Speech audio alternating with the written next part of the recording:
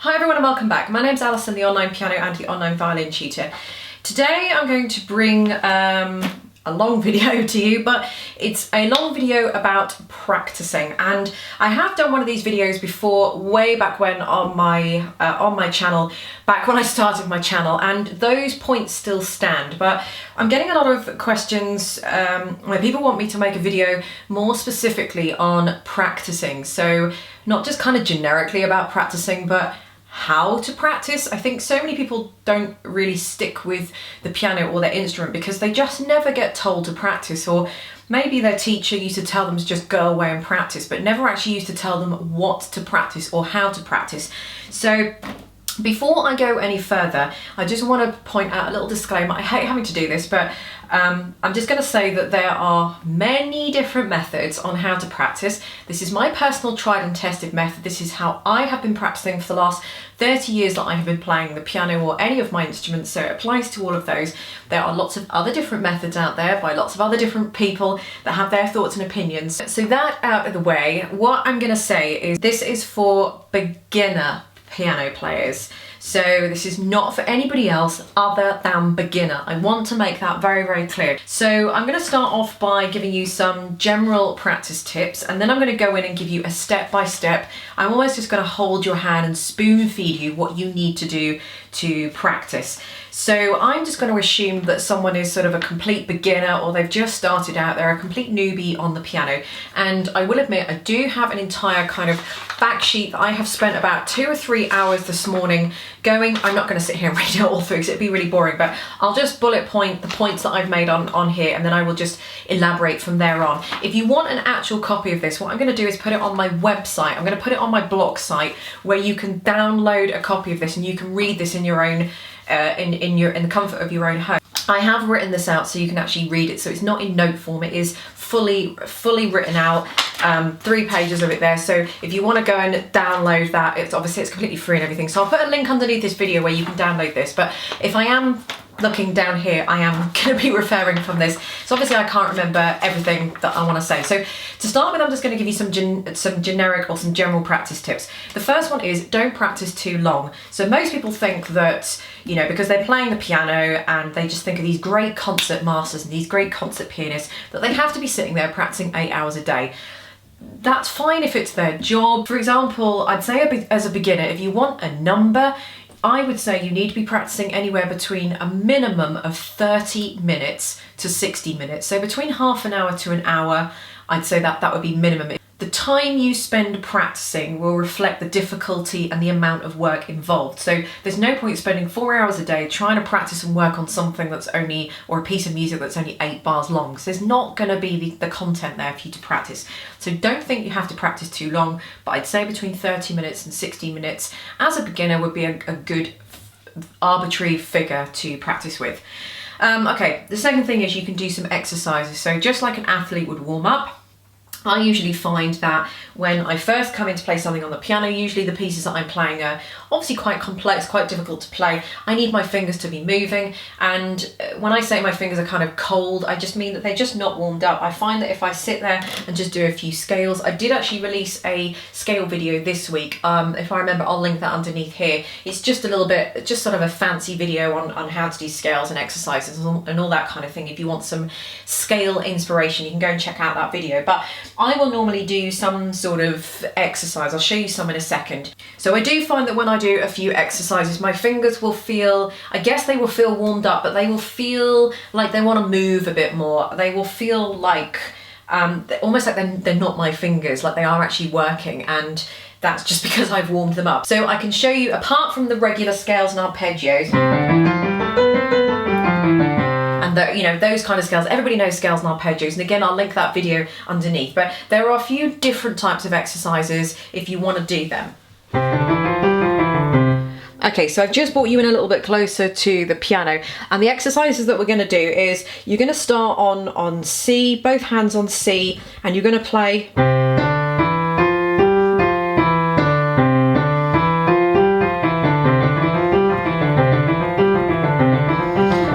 play C, D, E, F, G, forwards and backwards, say 4 or 6 times, whatever. Then what you're going to do is incorporate an E flat.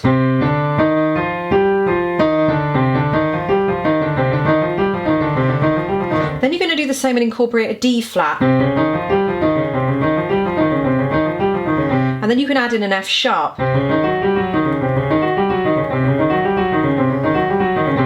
So this is going to get the fingers moving, it's going to get the brain thinking, it's just going to get everything moving and thinking at the same time, plus it's going to get the fingers warmed up and kind of tricking them a little bit. So you can mix it up.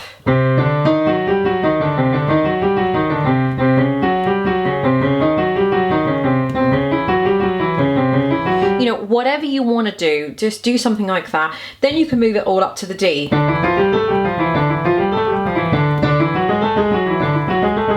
So on and so forth. So there we go. So there's just a couple of little exercises that you can do and just carry on and do that for maybe 10 or so minutes, just until you feel like your fingers are moving really well and that they're nice and flexible. So starting a new piece. So your level and how quickly you absorb the information on the page and whether you're good at sight reading, that kind of thing, is obviously gonna depend on how quickly you learn a piece of music. I in my years have just come to realise that a more pragmatic and more methodical approach just makes for a much better learning experience, and the results are much better. Basically what I'm saying is that you need to treat yourself as if you were a complete idiot and don't take anything for granted. So that's kind of your approach to learning. So when I'm looking at a new piece of music, I often tend to look at the unexpected notes first. So and I circle them and I pencil them in on the music. I'll write in any names that are high up. So if there's any letters that are higher up on the ledger lines or lower down on the ledger lines, I just go ahead, work them out and write them in. Then that's that job done. I mean, I'm not used to reading all the way up here on the piano or reading the notes all the way down here, because it's not very often that we get that. So just to save time, I just write that in. No one says I can't do that. People do it all the time. So don't feel any shame in writing notes in on the music. You kind of know when you're going wrong when you're writing in loads of different notes on the music. So that's a whole different thing you need to address. If you're having to write all the notes in on the music, then perhaps you just need to go away and learn to read music a little bit better. But I'm just talking the odd one or two really, really high ones or low ones, or maybe just the odd tricky ones that you're still trying to learn and get the hang of. So I often do that. If I recognise any scales or arpeggio patterns, I will just write those in. So if I see an F major arpeggio or something like that, I'll just write in F major arpeggio. Then I know when I come to that bit, I know in my head it's pretty much just an F major arpeggio or an E major scale. I can immediately think what sharps are going to be in there. My fingers can just run up the scale, job done kind of thing, without having to actually kind of analyse note by note. So that makes things a lot easier. The next thing I do is just to find patterns, matching bars and phrases. And I don't mean necessarily repeat marks, but I mean perhaps there are, if you were playing perhaps a Mozart concerto, there'll quite often be a lot of bars where they'll be sort of repeated, but maybe it'll be a third higher or a third lower or something like that. But any kind of rhythmical patterns that are repeated, any musical lines that are repeated, anything like that, to kind of, it just helps when I come to it. I can think, yeah, that was the same as the first two bars that we had, and so on. And it's just much easier for me to approach the music, and going to be much easier for me to memorise the piece later on, because I can then start to piece it together almost like a little story.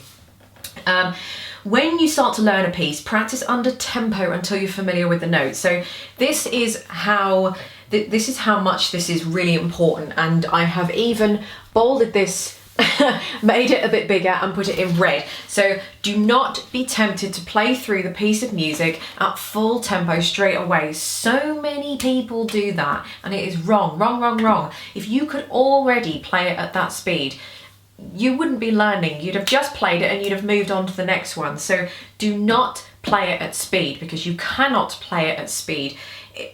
Like I said, if you could, you'd be done and you'd be performing it out at wherever it is, and then you'd be moving on to the next piece. You'll end up playing the piece completely incorrectly and picking up lots of bad rhythm mistakes and note mistakes, and trying to undo those are going to be very, very difficult. So let's move on to a step-by-step of practice. Now this is where I'm practically spoon-feeding the practice to you. So again, I would recommend that you download and print this out, and have this as a copy. Maybe you can bullet point yourself or whatever, but this is exactly what I do, and this has pretty much spoon-fed itself to you. So The first thing that you need to do is don't jump right into a piece you want to work on. Warm up with a series of scales and exercises, just like I mentioned a minute ago with with those ones, just to warm up the fingers. The second point is when you're learning assuming that this is a new piece of music, try and find a recording of the piece of music, because it will give you an idea of how it's going to go and give you a flavour, and listen to it a few times, or maybe listen to a few different recordings and things like that again, so you can get an idea of it. It always does help. Then when you get a piece of music, I would play the piece through once, because this will help with the sight reading. So if it helps to do it hands separately before going in with hands together, then that's fine. You should be playing hands together mostly, but just play it through hands separately, maybe once, maybe twice through at max, and then go in together, then go in with hands together. The biggest mistake I think people make when they're first starting a new piece of music is that they don't sight read it through to start with. They don't use that facility that they have. The better you are at sight reading, the faster you are at learning pieces of music, and the more efficient and the better you're going to be at learning pieces of music as well. So at any opportunity you can test your sight reading, you should be doing that. And on a brand new piece of music, it's perfect. You'll only be sight reading a piece maybe 3 times through, so you'll get 3 times through, and then you'll really start to become a little bit familiar with it, and then it's going to be no longer sight reading. But what you need to do is treat it as a piece of sight reading. So play the piece through and get to the end, ignoring all of the mistakes. That is the biggest mistake people make, trying to go back and correct their mistakes. Don't worry about any of the mistakes and don't bother correcting them. Don't get that confused and think that I'm misleading you by saying, let's not worry about the mistakes, let's make them. We're not worried about them at the moment. Sight reading and practicing, stroke playing, are 2 completely separate entities. Sight reading is about getting from start to finish as quickly or as efficiently as you possibly can. Imagine, if you will, that you're playing in a band, or you're playing with some other people, and the drummer's going, the guitar's going, and all the other bits are going, and you're left playing the piano.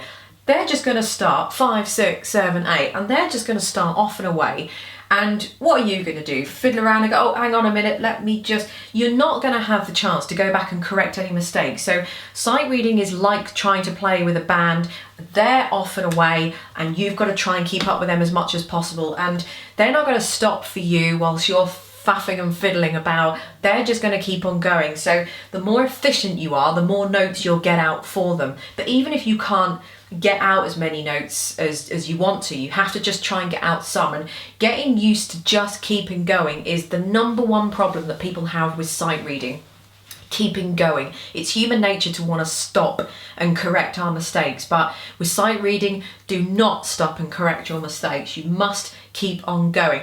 Imagine that every time you play a note, it disappears, so you can't go back anyway, so you have to go forward. You play a note, it disappears, play a note, it disappears, so you've got no choice but to go forward. Imagine that it's just like that. The mistakes you make, you can come back and correct later, which we're going to do in a second. So what you want to do is play from start to finish, make sure you get to the end. It doesn't matter how you get to the end, just trust me on this. It will sound horrendous, I promise you, and you will think that I'm mad and that it can't possibly, but it does help you. Trust me, it does help. Just to get to start to finish, it means that you've covered all the ground in the music. You've got to the end, you get a much better feel of the music. Then you go back and do that again, and I promise you it's going to be a little bit better. Then you go back and do that again for the 3rd time, and not only is it going to be even better, but then you're going to start to recognise what's coming next, and this is where it all starts to fall into place. So after about the 3rd time, you're going to start to become familiar, and then it's not really sort of sight reading anymore. So depending on the length and complexity of this piece, this might be sort of, 1 to 3 or 4 times through, sort of depending. Once that has happened, then we can get to practicing. So what you're going to do next, step 4, is run through the piece just one more time, but this time grabbing your pencil and stopping to circle any bits on the music. So play it through. you know, it might start off okay. If there's any kind of troublesome areas, circle them on the music, carry on to the next bit you can't do, circle that on the music, carry on, circle that, until you get to the end of the piece and you've circled all of the troublesome parts. So now that you've marked the music in lots of different places, what you're going to do is head straight to the first problem. Don't go back to the beginning. There's no reason to go back to the beginning. Just go straight to problem number 1 and start working on that. And that might be playing hands separately, definitely slowing it down, putting it to a metronome, you know, doing whatever you need to do to fix it. Once you've played it through a few times and you think that you've fixed it, what you want to do is back up a little bit, back up say 3 or 4 bars. Do not go back to the beginning. Again, I reiterate this. Obviously it depends on where the mistake is, but let's say that the mistake was bar 20 and you just need to back it up to maybe bar 16 or 17 or wherever you kind of feel is appropriate, but there is no reason to go back to bar 1 and play the first 19 bars all over again, because that's not where the problem is. The problem is bar 20 or measure 20. So we just want to back it up a couple of bars to incorporate that into the piece to see if we've got the hang of bar 20 and fix that problem. If we haven't, then we need to go back and fix bar 20 again. So run it through back from bar 17, let's just say, play it through with bar 20 and see what happens. If the problem is not fixed, then you need to just go back and work on the problem again a few more times. If then you think it's fixed, back it up to bar 17, run it through a couple of 3-4 times to make sure it's fine, and then you can move on to the next problem and do the whole thing kind of all over again. So once you've spent a good time on the problems and it's all coming together, now you can go back to the beginning and play it through, bearing in mind the problems that you worked on. Choose a nice steady pace and play it through at that strict tempo.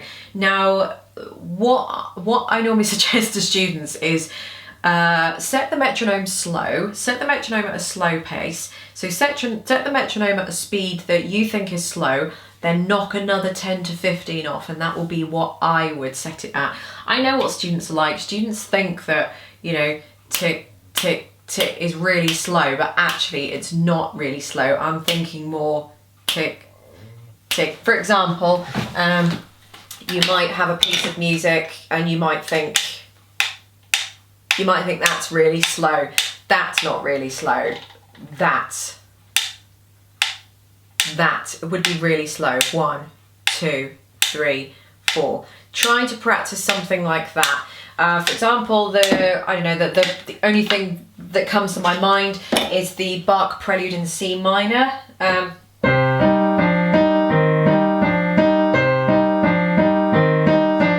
So most of you might think that might be really slow, but I think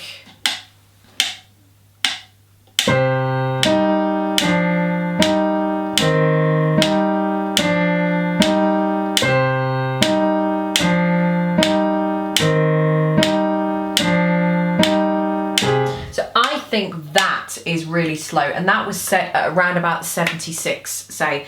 So that is slow, and I know it's going to be super boring and super laborious, but unfortunately that's what we call practice, and that is the discipline. Discipline is doing something that you don't want to do even though you know you've got to do it. So that's the kind of speed that you need to be playing the whole thing at. If you cannot play it slow, you cannot play it fast. So I know it's really boring, but it's much better to have a piece of music that you can play all at one tempo, albeit very slow, perfectly, than try and do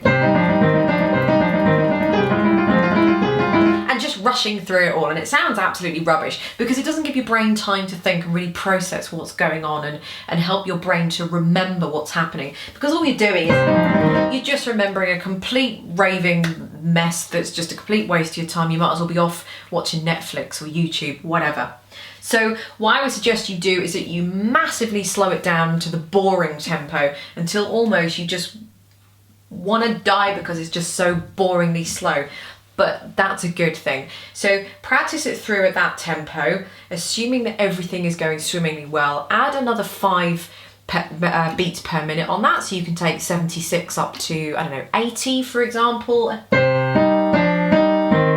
then it's going up a bit more, then you can play that through, assuming that everything's fine. If it isn't, you'll have to play it again, or maybe even slow it down a bit more. If it's fine, add another 5 marks, 5 beats per minute. If it's fine, add another 5, and so on until you get it up to sort of concert or performance speed, pretty much that you want it to go at.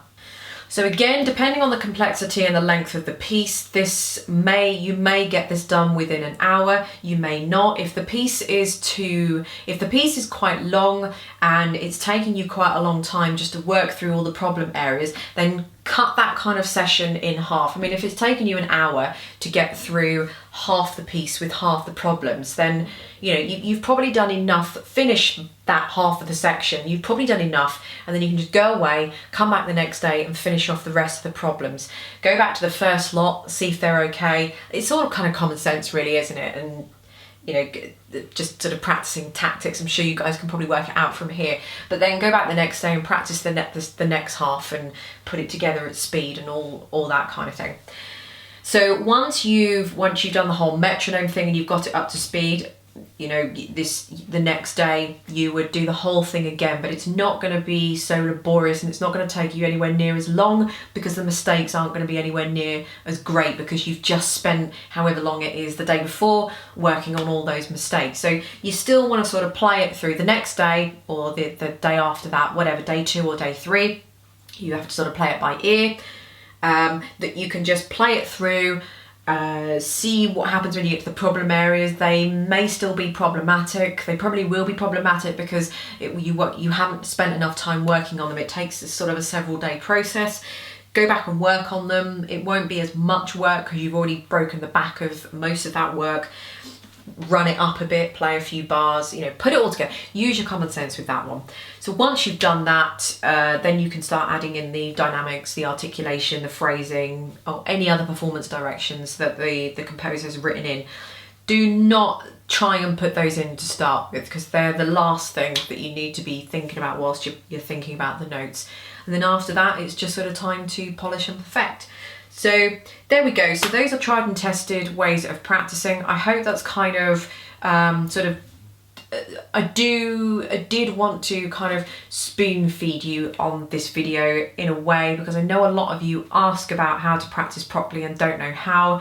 I know this has been a bit of a long video, but if any of you are still alive and well and still watching this video, then good for you. If not, then just go and download this and just read the cliff notes or the footnotes if you like, and yeah. So there we go. I hope this has been helpful for you and not too long and boring. So thank you for watching, and I'll see you in the next video. Bye.